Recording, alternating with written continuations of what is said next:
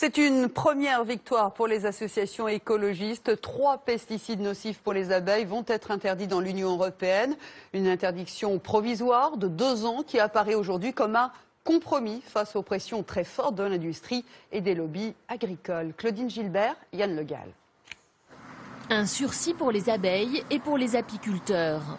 La Commission européenne interdit pour 2 ans 3 insecticides tueurs d'abeilles dans les cultures de maïs, de colza, de tournesol et de coton. Ça va vraiment nous soulager dans le travail et surtout dans l'avenir de la profession et de l'avenir de l'abeille.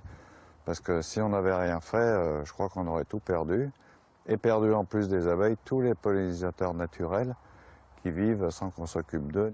L'interdiction ne s'appliquera qu'à partir de décembre 2013 et ces pesticides resteront autorisés sur les céréales d'hiver et la betterave à sucre, peu fréquentée par les abeilles. Mais pour les associations, c'est une première victoire. On a vu ces dernières années beaucoup de personnes qui niaient l'impact des insecticides sur la santé des abeilles.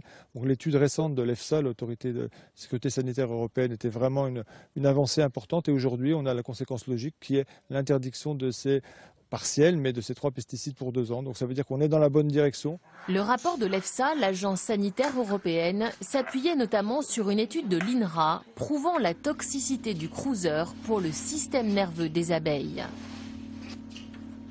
On a montré donc dans notre étude que les abeilles exposées à une très faible dose de pesticides avaient 2 à 3 fois plus de risques de disparaître dû à un phénomène de désorientation que les abeilles qui ne sont pas exposées à ces doses. La France avait déjà interdit en juin 2012 le cruiser sur les cultures de colza.